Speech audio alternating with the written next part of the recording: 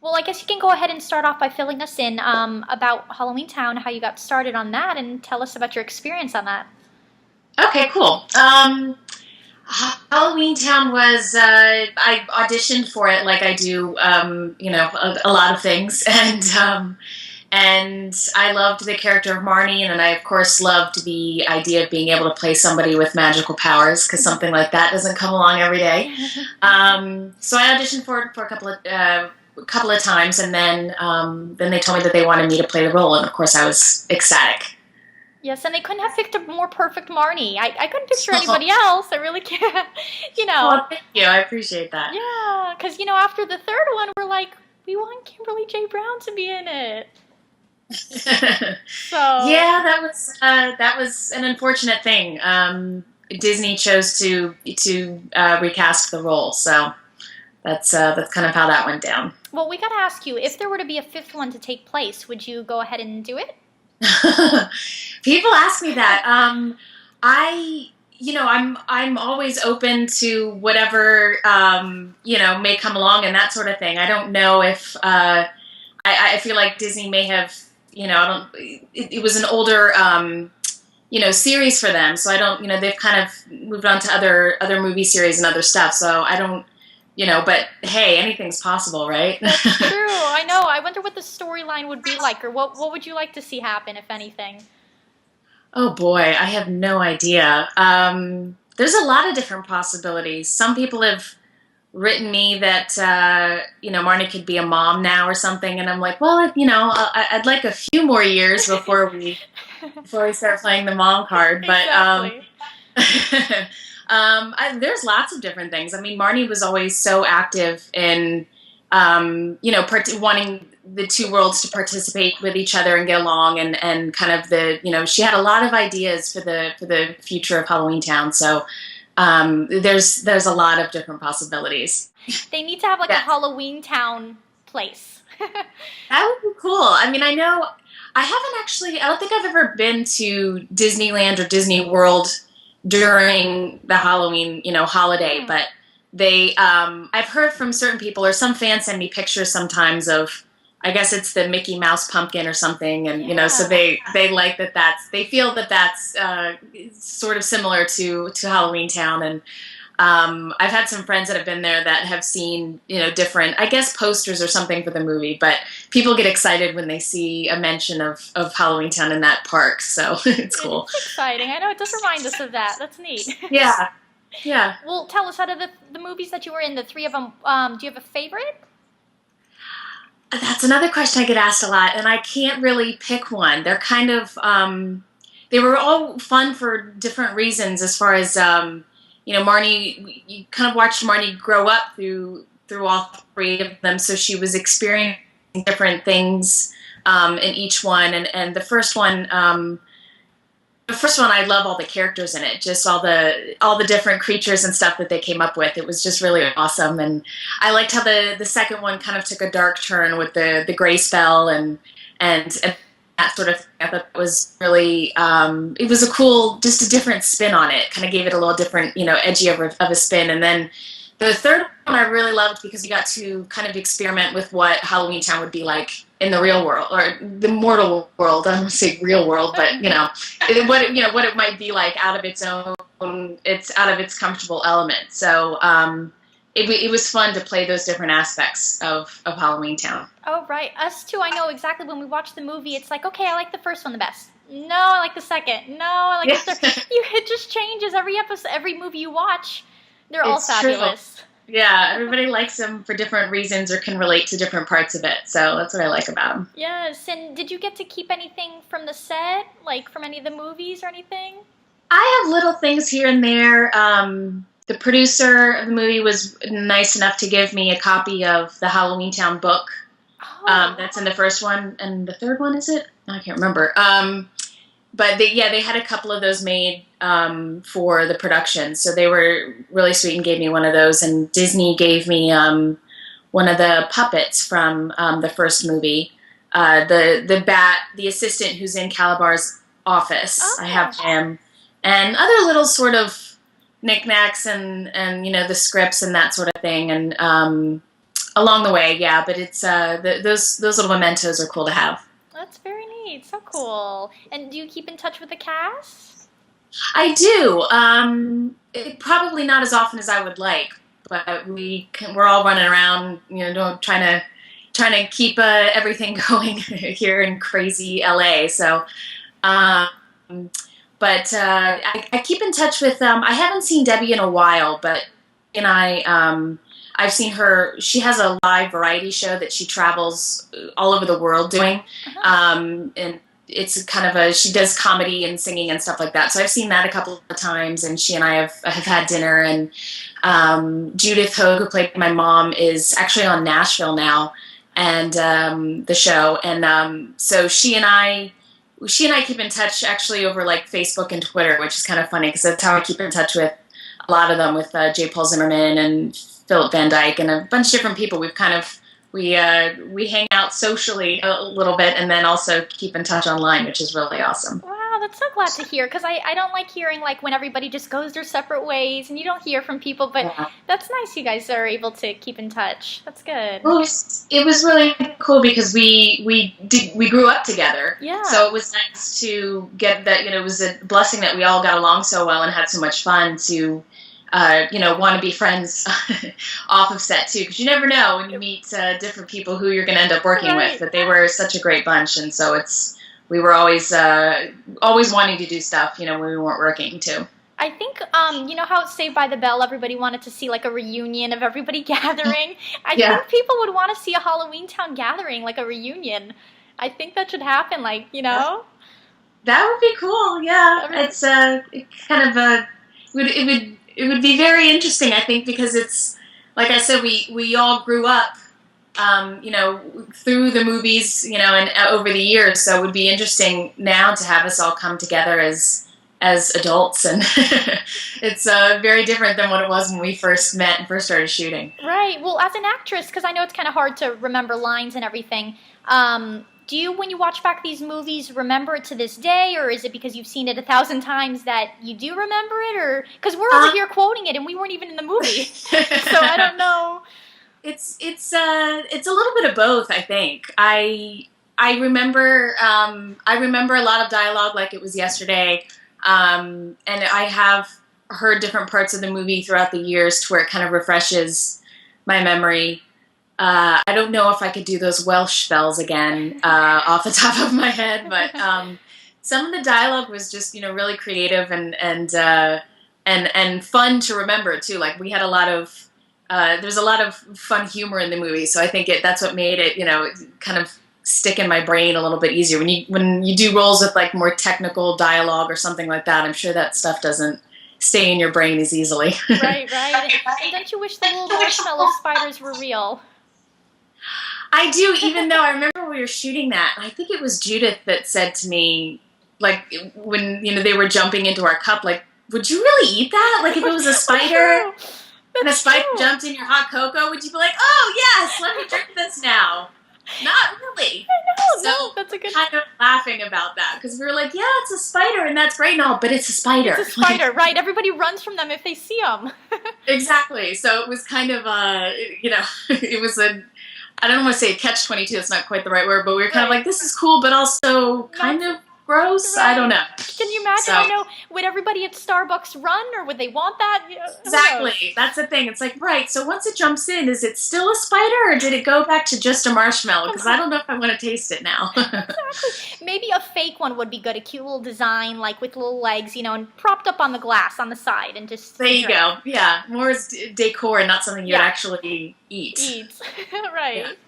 Well, tell us, since Halloween is right around the corner, do you have any plans, or have you decorated, or? I have decorated a little bit. I like doing things for the certain seasons, and of course, Halloween's sort of the first season that comes as the introduction of fall, and usually by the end of a summer in LA, I am praying for the fall to come faster. So, not that I don't enjoy the hot weather, but sometimes after enough of it, you're just like, can we have some rain or some clouds? I would love. because I'm from the East Coast, so I sort of miss the extreme, not extreme, but more change in the seasons than you get in LA. Right, the weather's got to match whatever's happening, whatever.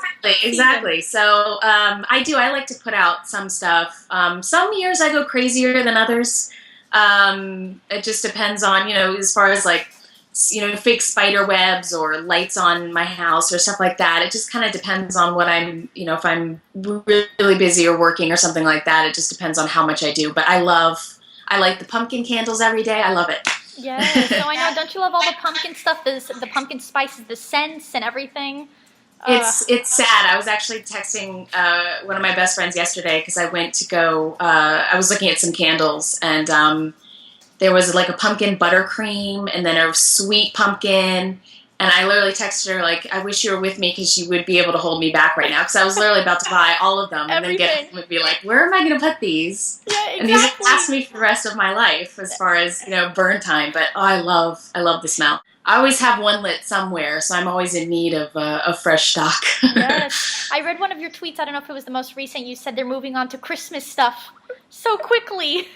I was in Macy's, and they had Christmas trees up.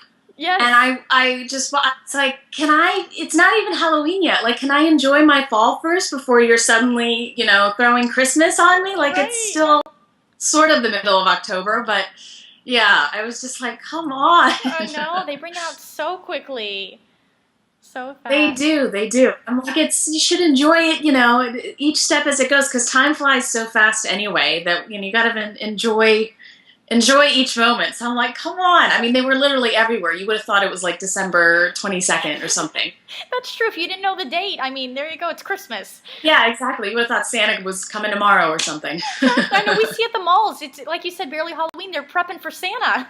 He's coming. I know, it's crazy. I'm like, you guys gotta, I'm sure they're excited for the extra business and that sort of thing, but it's like, just, let's take one step at a time. So I want to enjoy Thanksgiving before I go to Christmas shopping. Exactly. Well, if you had to pick a favorite season, what would you pick? Would you rather like kind of live all the time in the summertime or winter or fall, spring? Which one? It's a good question. Summer's awesome, but I would probably say either fall or spring, in a way, because I kind of like that in between. I think sometimes with summer or winter, there are days where it's either too cold or too hot. And sometimes, with fall and spring, you kind of get to live a little bit of both worlds. You kind of, you get a little bit of the coldness, a little bit of the hot.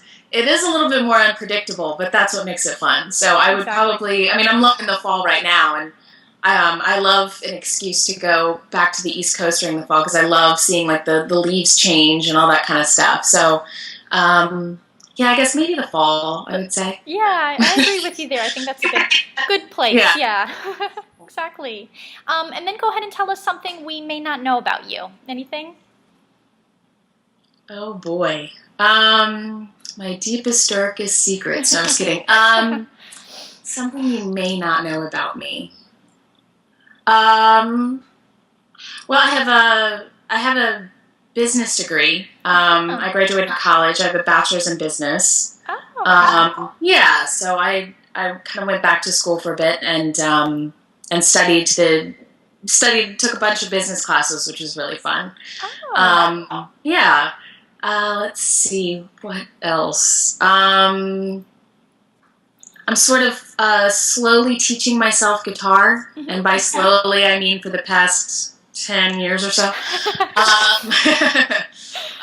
It's kind of been as more of a side hobby, but I'm trying to make it something more permanent. But one of my younger brothers is an amazing piano player. Oh. So I know there's music ability somewhere in our blood a little bit, so I'm trying to get better at it. Well, can you sing at all, or?